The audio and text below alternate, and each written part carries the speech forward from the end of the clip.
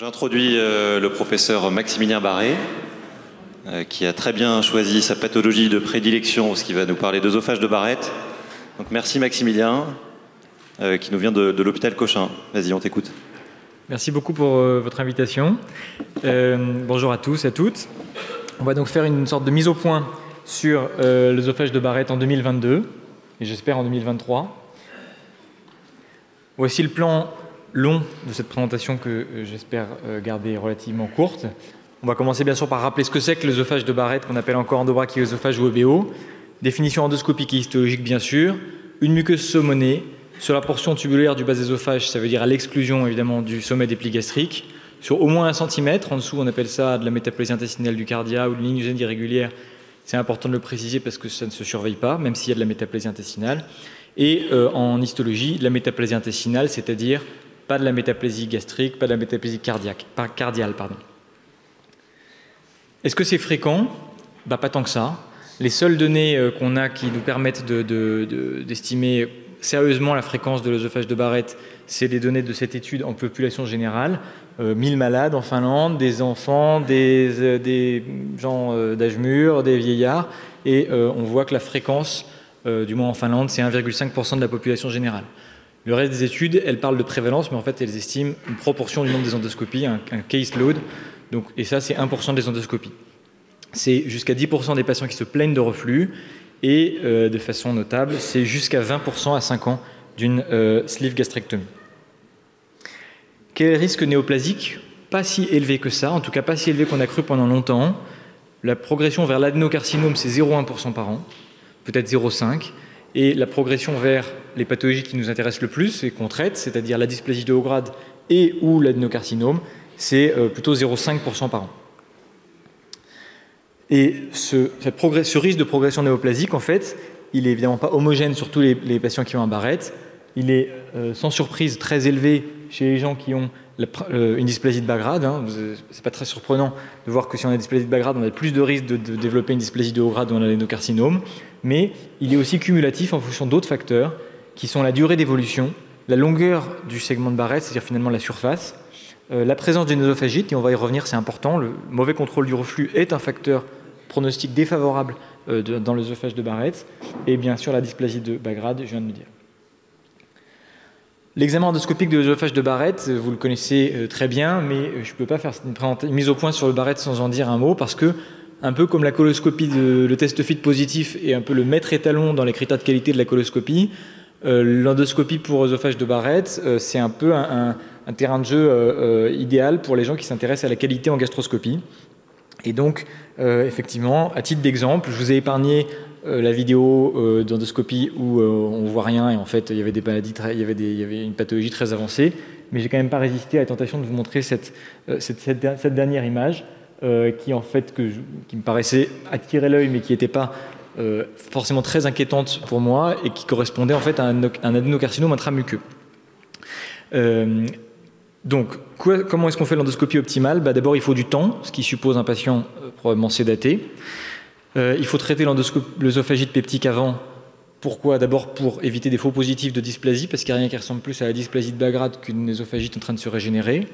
Pour éviter de surévaluer une tumeur ou une lésion, parce que la lésion ulcérée va tout de suite nous faire repousser la possibilité d'une résection endoscopique, alors que parfois c'est juste des ulcérations peptiques qui vont cicatriser après 2 mois d'IPP. Et puis simplement pour y voir quelque chose, parce que quand on a des ulcérations au milieu du Barrett, on ne voit pas toujours bien, on ne peut pas l'analyser correctement. Bien sûr, on commence par la lumière blanche et on ajoute la chromodoscopie virtuelle, quel qu'en soit le constructeur, le fournisseur. On fait des biopsies ciblées sur toutes les lésions visibles dans des pots séparés, puis on fait des biopsies quadrantiques selon le fameux protocole de Seattle, tous les 2 cm ou tous les centimètres si le Barrett est court. On fait une rétrovision parce que c'est bien sûr une pathologie de la jonction œsogastrique et donc on fera forcément un examen incomplet si on n'est qu'en vision directe. Et on fait des photos et des vidéos comme toujours et on utilise les classifications validées, la classification de Paris pour décrire les lésions, la classification de Prague pour décrire l'extension circonférentielle et maximale des languettes de l'œsophage de Barrett. Et on décrit les lésions en essayant de respecter toutes les cases à cocher finalement, la taille de la lésion, la classification de Paris, la localisation des arcades dentaires, la localisation horaire dans l'œsophage en essayant de préciser si le malade est en décubitus latéral gauche ou en décubitus dorsal, et puis le Barrett, les caractéristiques du Barrett sur lequel on l'a trouvé. Comment surveiller? Là, je ne fais que représenter les guidelines européennes de 2017 qui sont en train d'être révisées, mais sans changement sur cette partie-là, avec cette ligne Z irrégulière ou métaplasie intestinale du cardia qu'il faut à peine décrire, en tout cas ne pas surveiller. Le Barrett non dysplasique qu'on surveille tous les 3 à 5 ans selon qu'il fait moins de 3 cm ou 3 cm et plus. Le Barrett long commence à 3 cm. La dysplasie de bas grade, à chaque fois que je vous parlerai de dysplasie de bas grade, il faut une confirmation par un autre pathologiste, un deuxième pathologiste, on dit un pathologiste expert, personne ne sait très bien ce que ça veut dire, mais en tout cas un pathologiste qui a l'habitude de la pathologie digestive, et il en faut un deuxième qui confirme ce diagnostic-là. Pas forcément besoin de référer les lames dans un autre centre. En tout cas, il faut faire confirmer ce diagnostic initial par un deuxième pathologiste, et dans le temps, par une deuxième endoscopie à 6 mois. La prise en charge de référence et la surveillance annuelle, ça reste toujours une référence parfaitement acceptable, et on peut proposer chez certains patients un traitement endoscopique, une ablation, une éradication de l'œsophage de Barrett. La dysplasie de haut grade, encore une fois confirmée, ou la lésion visible, c'est l'endoscopie thérapeutique. L'œsophage de Barrett dit ultra long, 10 cm et plus, la présence de dysplasie, il faut référer le patient à un centre expert. Qu'est-ce que c'est que ces centres experts dont on n'arrête pas de parler? Le SGE proposait en 2017 une définition.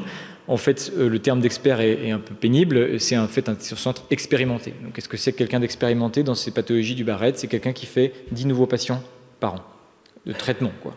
Donc, il y a quand même pas mal de place pour l'expertise en France, et c'est une bonne nouvelle.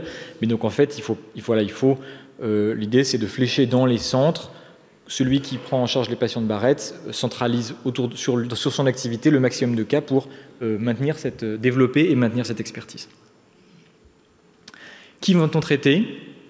Là, on va aller assez vite. L'œsophage de Barrett non dysplasique qui n'a pas d'indication validée de traitement endoscopique. La dysplasie de bas grade, on l'a vu, ça se traite parfois au cas par cas. Si la dysplasie de bas grade est confirmée, si elle est multifocale, si on la confirme pas seulement sur plusieurs foyers dans le Barrett, mais aussi sur plusieurs endoscopies dans le temps, et puis tout simplement si le patient est demandeur.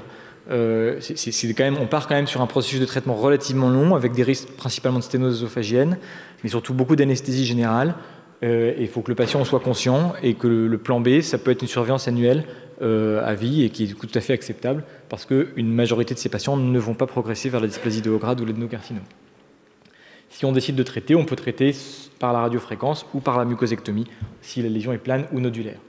Dysplasie de haut grade, on traite toujours. Pareil, radiofréquence œsophagienne si c'est plan, mucosectomie si c'est nodulaire. L'adénocarcinome intramuqueux, on traite toujours endoscopiquement, principalement en France par la dissection sous-muqueuse. Vous savez on dissèque beaucoup en France, mais en fait beaucoup par mucosectomie dans d'autres pays. Et le SGE gardait quand même l'indication de mucosectomie pour la lésion de moins de 15 mm, qui en fait correspond à une très grosse proportion de ces adénocarcinomes intramuqueux. Et puis les adénocarcinomes suspects d'être sous-muqueux, c'est-à-dire en fait des lésions ulcérées, des lésions sessiles, eh bien là il faut proposer la dissection sous-muqueuse pour ne serait-ce que pouvoir techniquement les réséquer. Quant au T2, on n'en est pas encore là, mais un jour peut-être. Comment va-t-on traiter? La cible principale de ces traitements, c'est ce qui s'appelle les cancers superficiels, donc finalement l'adénocarcinome T1 et la dysplasie de haut grade. Et les principes du traitement, c'est la résection des lésions dites visibles, en pratique essentiellement des lésions surélevées, et l'ablation, c'est-à-dire la destruction de l'œsophage de Barrett résiduel. La technique de référence pour la résection, c'est la mucosectomie au ligateur, et on voit que sur cette lésion surélevée, mais dont le pit pattern n'est finalement pas très inquiétant, on peut la marquer, on peut la suçonner dans un ligateur dédié. C'est un ligateur de varices ésophagiennes, mais un petit peu modifié. Et on peut réséquer en un fragment avec une anse également dédiée, pratiquement un tiers de la circonférence ésophagienne sur 15 mm de hauteur. C'est un traitement qui existe depuis longtemps, qui est remarquablement sûr, notamment en termes de perforation ésophagienne. Il y a un risque de perforation qui est vraiment négligeable. Et en termes oncologiques, on voit qu'il a donné lieu à plein de publications, mais je vous ai sélectionné celle-là parce que c'est le plus fort niveau de preuve. 1000 patients consécutifs, 50 suivis, 96% de patients en rémission complète, Seulement 3% des patients ont été opérés pour des échecs de traitement endoscopique. Ceux qui récidivent vont être traités endoscopiquement. Les gens ne meurent plus de cancer de l'œsophage dans cette population. Donc la partie est gagnée, si on peut dire, peu de complications. Donc ça reste un standard thérapeutique des adénocarcinomes intramuqueux. La dissection sous-muqueuse, qu'est-ce qui lui reste finalement? Eh bien, il lui reste ces lésions-là. Cette lésion-là, dont on voit bien qu'elle est développée ou bien sur une zone précédemment traitée ou bien précédemment radiofréquencée, elle est fibreuse, on sent bien qu'elle va pas on va pas pouvoir la suçonner elle va monter en fait dans le ligateur. Eh bien, pour la faire tomber, il va falloir la disséquer. Donc on a moins de données, un peu plus récentes, mais dans cette méta-analyse qui est là, je vous présente les résultats, dont les résultats sont confirmés par une étude néerlandaise un peu plus récente. On avait ici des lésions de 3 cm, des taux de résection en bloc excellents, des taux de résection R0 qui chutent beaucoup parce qu'on a souvent des marges en dysplasie de haut grade dans l'œsophage de Barrett, ce qui ne change pas forcément grand-chose au pronostic des patients, parce qu'après on va rattraper le coup avec la radiofréquence. Des résections curatives, encore 10% de moins, 1h30 à peu près pour faire les interventions, et vous voyez une excellente sécurité de ce traitement, c'est aussi à noter. Donc quelle est la place de la dissection sous-muqueuse si on s'en réfère aux dernières recommandations de l'ESGE actualisées cette année? Eh bien, finalement, les lésions, comme je vous ai dit, qui sont suspectes d'envahissement sous-muqueux, parce qu'elles sont sessiles ou alors parce qu'elles sont déprimées. Les lésions qui sont documentées comme étant l'adénocarcinome et qui font plus que 20 mm, donc on ne va pas pouvoir réséquer en monobloc dans le capuchon. Et puis les lésions que je vous ai montrées, qui à mon avis est la meilleure indication dans des territoires fibreux, où on voit qu'on n'arrive pas techniquement à faire la mucosectomie. Mais vous voyez ici, le niveau de recommandation, le niveau de preuve est très faible par opposition à ce qui est proposé pour l'utilisation de la mucosectomie. Et le deuxième élément très important de ce traitement, c'est que si on ne fait rien, si on se contente de réséquer la lésion et qu'on laisse le malade dans la nature, et ben on voit qu'il y en a 20 ou 30% qui vont récidiver une autre lésion sur un autre foyer dans l'œsophage de Barrett. Donc pour faire baisser ce risque, il faut détruire le Barrett résiduel, pas par des mucosectomies ou des résections circonférentielles qui donnent des sténoses à tous les coups, mais je ne sais pas comment on revient en arrière. Mais par des techniques ablatives, la première desquelles et la plus étudiée desquelles étant la radiofréquence, avec des taux de rémission de dysplasie de 93%, de métaplasie intestinale chez à peu près 3 patients sur 4, au prix de 10% de sténose. Et c'est encore une fois la morbidité principale qu'on peut attendre, mais perforation et hémorragie sont vraiment négligeables dans ces prises en charge-là. Négligeables en termes de fréquence. Et pour mémoire, on a 2 types de cathéters à notre disposition. Un cathéter circonférentiel gonflé sur un ballon qui permet de traiter d'un coup 3 cm de hauteur d'œsophage de Barrett. Vous voyez ici la zone qui vient d'être traitée. Et un cathéter focal qui est plutôt à préférer parce que notamment il est beaucoup plus, on voit ce qu'on fait, ce qui est quand même plus sympathique quand on est endoscopiste, et qui permet de traiter focalement les îlots résiduels et la jonction œsogastrique jusqu'à obtenir ce joli résultat de ligne Z complètement tracé au cordeau qui correspond souvent à la cicatrisation après radiofréquence. Est-ce que ce traitement est définitif? La réponse est pas vraiment. Sur ces données nationales néerlandaises, avec beaucoup de patients comme d'habitude, le succès de l'éradication de l'œsophage de Barrett, c'est 94%. Et quand on suit les patients 4 ans, on voit qu'il y a 3% de gens qui récidivent de la métaplasie intestinale. On ne sait pas très bien quoi faire de cette donnée parce que en gros, on retrouve de la métaplasie intestinale sur des biopsies, puis on n'en retrouve pas 1 an plus tard, puis ça revient. Donc, ce n'est pas forcément très significatif, mais ce qu'il faut garder en tête, c'est qu'on a 1% des patients qui, tous les ans, vont récidiver de la dysplasie. Et c'est ça qui justifie de maintenir la surveillance et de ne pas dire aux patients, ben voilà, on a été jusqu'au bout du traitement, on a réséqué la lésion, on a détruit l'œsophage de Barrett résiduel, vous êtes guéri, merci, au revoir. Donc, il faut surveiller après ablation, et on a des recommandations qui évoluent, généralement quand même dans le sens de l'allègement de ces surveillances. On rappelle que les patients ils sont venus une fois pour leur endoscopie, une fois initiale, une fois pour la mucosectomie ou la résection, 2-3 fois pour la radiofréquence, ils en ont marre. Donc si on leur dit qu'on va les revoir à 3 mois, à 6 mois, à 1 an, généralement ils tirent un peu la langue. Mais enfin, c'est pour l'instant encore ce qui est recommandé. Je pense que ça va être un petit peu élargi à l'avenir. En tout cas, le mot-clé de tout ça, c'est qu'il ne faut pas les lâcher. Donc il faut les suivre annuellement après la résection initiale d'un cancer superficiel ou de la dysplasie de haut grade. Il faut les suivre tous les 3 ans pour la dysplasie de bas grade. Il faut utiliser la chromoendoscopie virtuelle qui va nous aider à mieux visualiser ces petits îlots de Barrett résiduels. Il faut faire des biopsies systématiques de cette néo-ligne Z et ne pas lâcher les patients, comme je vous l'ai dit. Qu'est-ce qu'on fait du RGO, qui est, pense-t-on, le facteur causal de l'œsophage de Barrett? Eh bien, il faut le prendre en charge, évidemment. Et un message important sur cette slide, c'est le premier, c'est qu'en fait, tout patient qui a un Barrett, il a le droit, enfin, il a une indication à recevoir un traitement par IPP. il est démontré dans cette méta-analyse que ça divise par 3 le risque de progression néoplasique d'avoir un traitement, une acidosuppression, et c'est cohérent avec ce que je vous ai dit au début, que l'œsophagite peptique active était un facteur de risque de progression vers la dysplasie de haut grade et l'adénocarcinome. Pour ce qui est des patients qui sont en cours de traitement, en cours d'éradication, ceux-là, on les bourre littéralement d'IPP pour qu'ils aient une acidosuppression maximale, les IPP à double dose, les anti-H2 quand ils sont disponibles en pharmacie, parfois même des traitements locaux comme l'Ulcar, avec vraiment l'idée que dans cette phase de cicatrisation après les mucosectomies, après l'ablation, il faut qu'il y ait 0 acide qui arrive sur le bas de l'ésophage pour que la muqueuse puisse se régénérer en muqueuse malpighienne native. Et quelles sont, à mon sens, les perspectives dans ce domaine de l'œsophage de Barrett? D'abord, comme à tous les autres étages de tube digestif, il y a beaucoup de recherches sur l'intelligence artificielle, dans l'idée de prédire les zones dysplasiques, de déterminer les zones à détecter, mais comme dans d'autres niveaux du tube digestif, on n'est pas encore forcément prêt pour une implémentation en pratique clinique quotidienne. On est moins avancé largement que dans le côlon.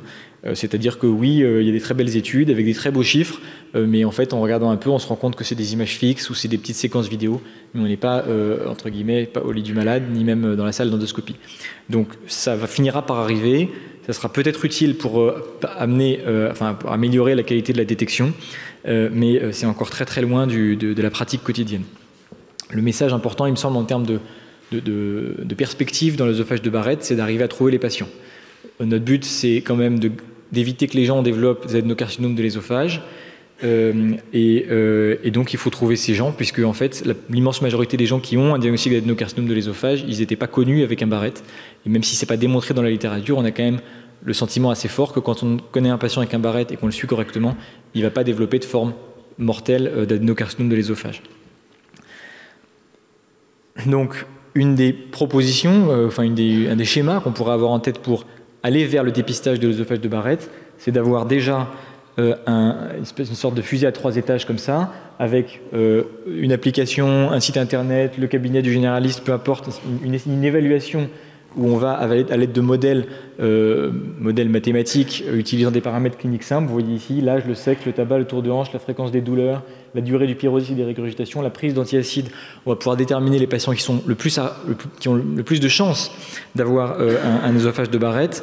À ceux-là, actuellement, on leur proposerait une endoscopie, mais peut-être à l'avenir, on leur proposera un dépistage faiblement invasif de l'œsophage de Barrett, par exemple avec cette capsule qu'on appelle cytosponge, largement développée et largement étudiée en Angleterre, qui est rattachée à un fil, qui se dissout dans l'estomac et qu'on va remonter pour qu'elle vienne racler, en quelque sorte, récupérer quelques cellules du corps de l'œsophage, et qui va permettre, avec une excellente spécificité et une sensibilité correcte, de détecter, de prédire la présence d'œsophage de Barrett, et que c'est ces patients-là qu'on référerait secondairement à l'endoscopie.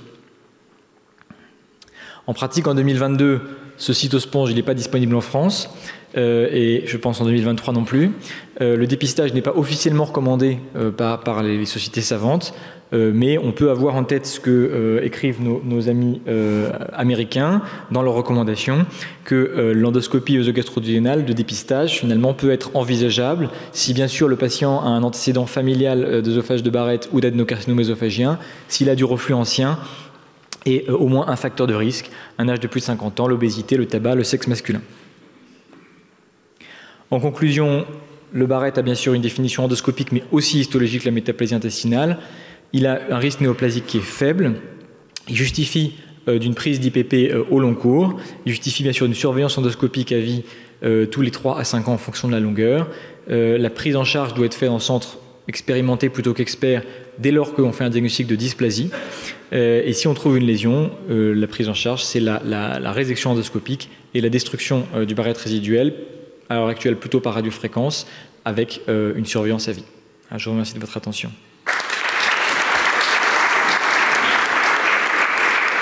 Merci Maximilien. Je ne sais pas s'il y a des questions dans la salle. Moi, je commence par une petite question, juste. Excusez-moi.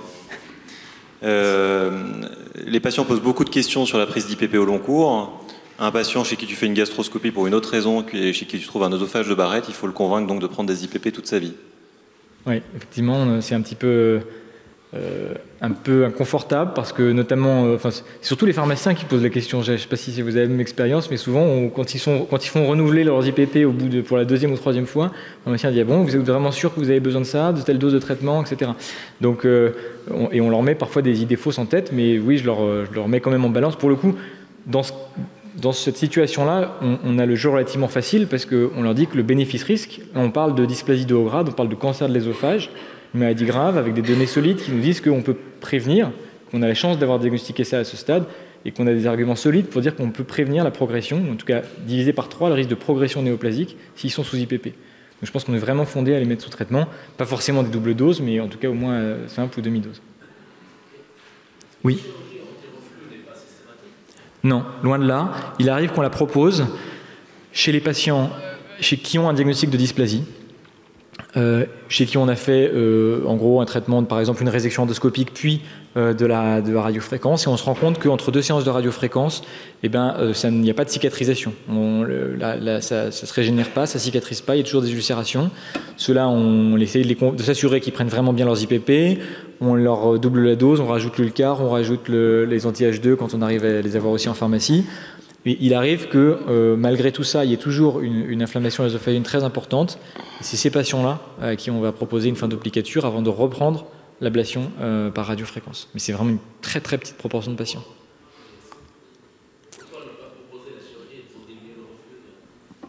Pourquoi pas? On n'a pas on n'a pas de données pour proposer une prise en charge invasive d'emblée, mais c'est vrai que par analogie avec ce qu'on sait du reflux par ailleurs, tant que les médicaments marchent, on préfère les médicaments, quoi. Moi, je vais vous poser une question, je suis là. Je vais vous poser une question sur les patients qui ont une obésité, plus un œsophage de Barrett, et qui sont aussi symptomatiques du point de vue du reflux. Donc là, on a un problème parce que s'ils viennent voir un chirurgien bariatrique, le chirurgien a un problème. D'une part, s'il veut faire une opération de l'obésité, si c'est une sleeve, ça va diminuer le reflux dans le long terme, mais sur le court terme, ça va l'augmenter. S'il veut proposer un bypass, après on a un problème si des fois il y a une dégénérescence de la muqueuse de l'œsophage, pour reconstruire l'œsophage dans le futur, si des fois il y a un cancer. Et donc on se pose toujours on est toujours à discuter qu'est-ce qui est la meilleure solution chez ces patients-là. Il me semble qu'on peut... Alors, moi, je n'ai pas une expérience extensive du tout de la chirurgie bariatrique parce qu'on n'a pas tellement ces patients-là à Cochin, mais il me semble qu'il faut contre-indiquer la sleeve clairement si on a un reflux sévère ou compliqué, et que le bypass, il exclut pas, on laisse quand même une poche gastrique, ça permet quand même toujours une surveillance de l'œsophage de Barrett.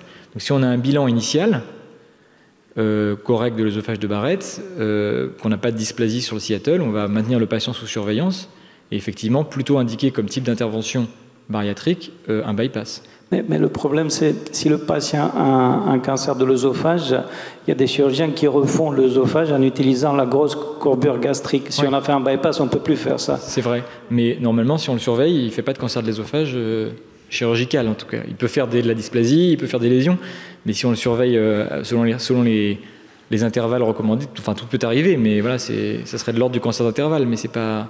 D'accord, donc vous proposez la sleeve. J'ai une deuxième question. Je ne sais pas si vous avez déjà eu des patients avec clairement un œsophage de Barrett qui ne sont pas en dysplasie et ils prennent les IPP pendant 5 ans et au bout de 5 ans, vous refaites la fibroscopie, il n'y a plus d'œsophage de Barrett. Vous faites des biopsies, on ne sait même pas pourquoi on les fait parce qu'on voit clairement que la ligne Z est maintenant normale et il n'y a plus d'œsophage de Barrett. Ça vous est déjà arrivé ça ? Oui et non. C'est-à-dire que ça m'est arrivé qu'on me réfère des patients pour surveillance ou réévaluation après traitement et que je ne retrouve pas d'œsophage de Barrett évident, mais en fait c'est des patients avec de la métaplasie intestinale du cardia. Je suppose que c'est des patients avec de la métaplasie intestinale du cardia et finalement une extension des barrettes de 3 cm qui disparaissent sous IPP, ça moi j'en ai vu. Ni entendu parler. Moi j'ai vu la photo initiale et après je peux retrouver, c'est pour ça que je demande. Et pour ces patients-là où il est disparu, vous continuez à leur refaire des endoscopies de surveillance tous les 5 ans, toute la vie? Non, non, à mon sens, si on a quelque chose, s'il n'y a plus de barrettes, il n'y a plus de surveillance. Une dernière question, David? Oui, juste sur la linéarité de la dysplasie. Est-ce que quand tu suis un EBO long tous les 3 ans et que tu les mets sous IPP pendant 2, 3, 4 fibros et que tu vois que finalement tu n'as pas de dysplasie qui apparaissent, est-ce que tu as des arguments pour dire qu'on peut espacer un peu la surveillance, ou on n'a pas d'argument sur cette... c'est pas du tout linéaire et finalement on ne peut pas être assuré par les contrôles tous les 3 ans? Si, on peut l'être. Je pense qu'on a... Donc la durée d'évolution est quand même un facteur de risque, on l'a vu, de progression. Donc quand même le temps n'est pas forcément toujours l'ami du patient porteur d'un œsophage de Barrett. Je pense qu'on peut faire confiance à la surveillance. Je pense qu'on sursurveille les gens. Probablement qu'à l'avenir, on va étendre les intervalles de surveillance. Qu'en fait, voilà, effectivement, il y a des patients dont on voit bien qu'on leur refait encore et encore tous les 3 ans ces endoscopies, on ne trouve jamais rien et l'œsophage est propre, il n'y a pas de signe de reflux, on voit bien qu'il ne se passe rien dans ces œsophages. Mais pour l'instant, on n'a pas encore de données pour le faire, mais c'est en train d'arriver parce que nos amis néerlandais font beaucoup de cytologie, ils font des brossages, alors pas forcément en utilisant ce dispositif-là, mais en fait des brossages, des évaluations un peu globales de toutes les cellules du Barrett pour rechercher non pas la dysplasie comme marqueur de progression, mais d'autres marqueurs, des marqueurs moléculaires, certaines mutations, voilà, la mutation de P53 par exemple, etc., pour essayer de voir si, en dehors de l'aspect endoscopique, en dehors de l'aspect histologique, dysplasie, pas de dysplasie, il y a des marqueurs moléculaires qui peuvent nous dire oui, lui, il a cette mutation, donc en fait, il est à risque de progresser, il faut vraiment continuer à le surveiller, et lui, il n'a pas la mutation, probablement qu'il a un Barrett, on peut dire froid, et on peut espacer encore plus les intervalles de surveillance. Merci Maximilien. Merci beaucoup. Bonjour. Pour les EBO courts de moins d'1 centimètre, est-ce qu'on doit mettre des IPP s'il n'y a pas de symptômes de reflux? Les EBO qu'on ne doit pas surveiller? Non, ce n'est pas des EBO. Il ne faut même plus les appeler comme ça. D'accord. Alors, il y a quand même une petite précision, c'est qu'il ne faut pas les biopsier si on ne voit pas de lésion. Évidemment, on a tous l'expérience de cancer du cardia ou de lésions, de diagnostic de cancer du cardia vraiment posé sur la jonction qui donne cet aspect de BO court ou des lésions d'extension très faibles. Mais si on a juste un aspect de BO et de la métaplasie intestinale sur moins d'1 centimètre, il vaut mieux ne pas le biopsier, ne pas appeler ça EBO et ne pas ni traiter par IPP, il faut considérer en gros que c'est une variante de la normale. Que la ligne Z peut faire jusqu'à 1 centimètre et abriter un peu de métaplasie intestinale sans forcément que ce soit une pathologie à diagnostiquer et à surveiller. Merci.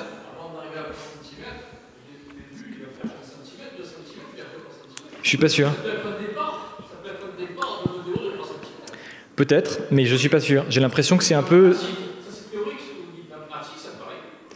tout peut arriver, mais je suis pas du tout sûr que ça soit comme ça que le BO il progresse comme un polype qui grossirait d'année en année. C'est pas du tout ça qu'on voit. C'est les gens, ils arrivent avec un EBO qui fait tant de centimètres, qui dans mon expérience régresse pas ou peu, qui correspond à la cicatrisation des œsophagites, et ils grignotent pas l'œsophage petit à petit, quoi. Un jour, ils ont fait une œsophagite sévère, pour une raison qu'on comprend pas, ils cicatrisent comme ça, et d'emblée, ils se tapent une plage, une languette de 5 ou 6 cm.